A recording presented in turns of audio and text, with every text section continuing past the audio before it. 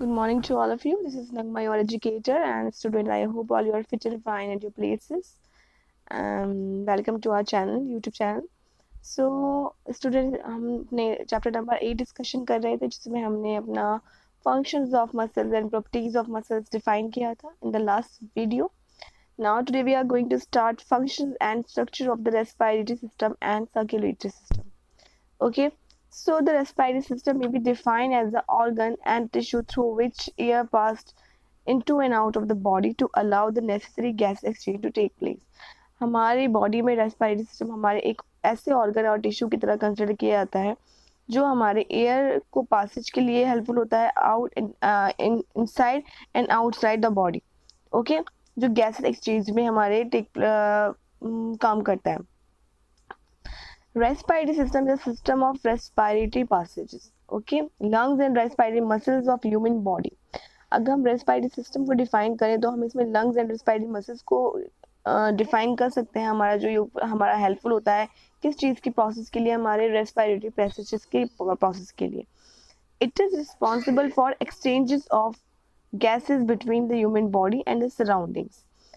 अगर हम इसकी बात करें तो ये किस चीज़ का एक्सचेंज ऑफ गैसेस, हमारे ये किस चीज़ की प्रोसेस है, हमारा एक्सचेंज ऑफ गैसेस की प्रोसेस है ह्यूमन बॉडी के अंदर, जो कि क्या करता है, हमारा इनटेक करता है ऑक्सीजन का to the from the surrounding and output निकालता है हमारा एज अ CO2.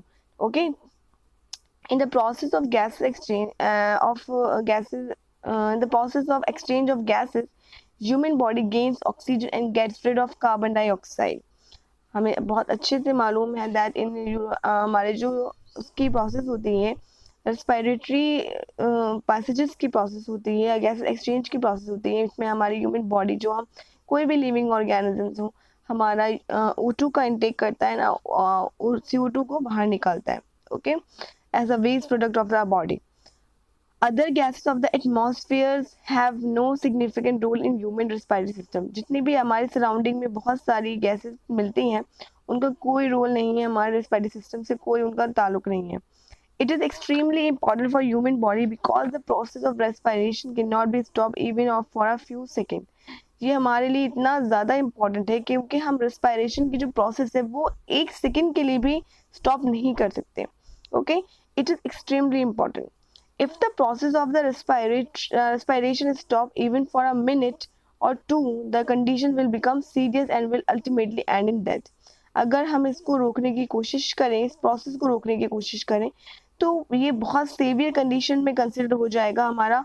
मीन्स अगर 1-2 मिनट के लिए भी करें तो हमारी जो कंडीशन है वो बहुत सीरियस हो जाएगी और अल्टीमेट ये हमारी स्टेज जो है डेथ तक पहुंच सकती है.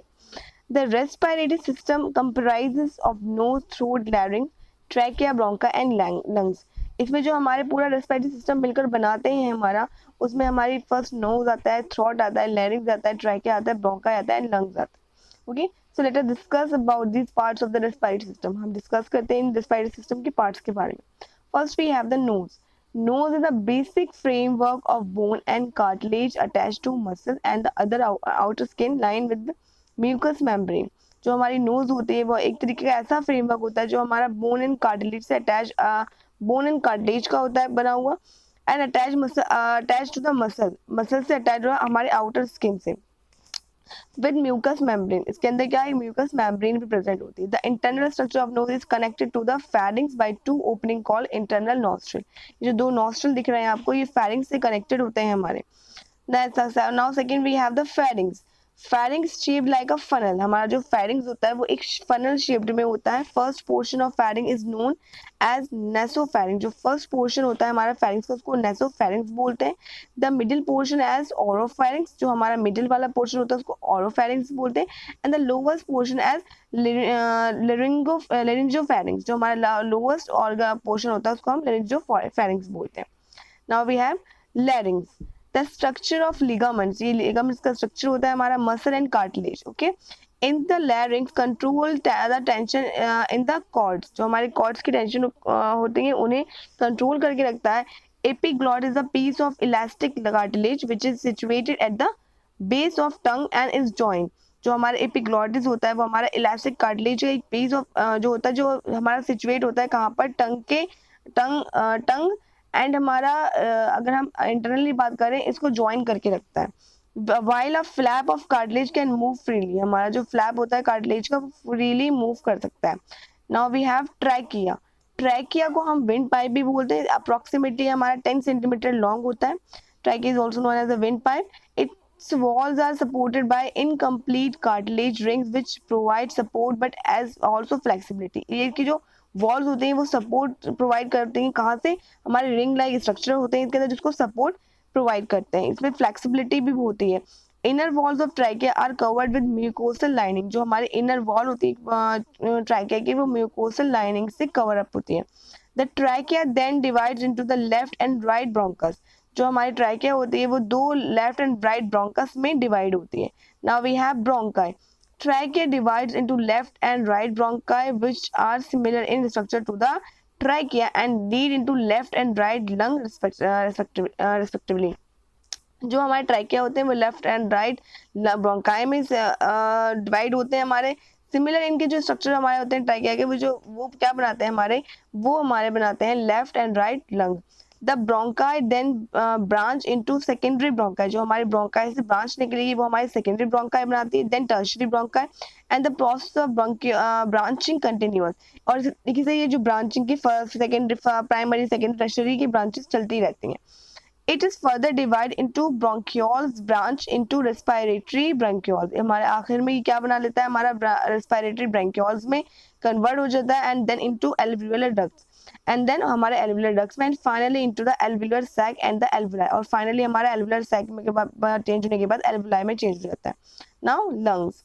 Lungs are cone shaped and extend from the collarbone to the surface of diaphragm. जो हमारे cone shaped होते हैं बोन्स होते हैं shaped होते हैं हमारे लंग एंड एक्सटेंड करते हैं हमारे कोलर बोन से लेकर के हमारे सरफेस मतलब सरफेस ऑफ डायफ्राम के जो डायफ्राम का सरफेस होता है वहां तक. The mid line of each lung contains a region known as the hilus. जो हमारी मिडिल लाइन होती है लंग्स के बीच में उसको हम हाइलस बोलते हैं. The area through which blood and lymphatic vessel nerves and primary ब्रोंका enter and leave. जहां से हमारी कौन से blood and lymphatic vessels and nerves हमारी और प्राइमरी ब्रोंका हमारी आती हैं और जाती हैं. ठीक है मतलब अटैच्ड होती हैं.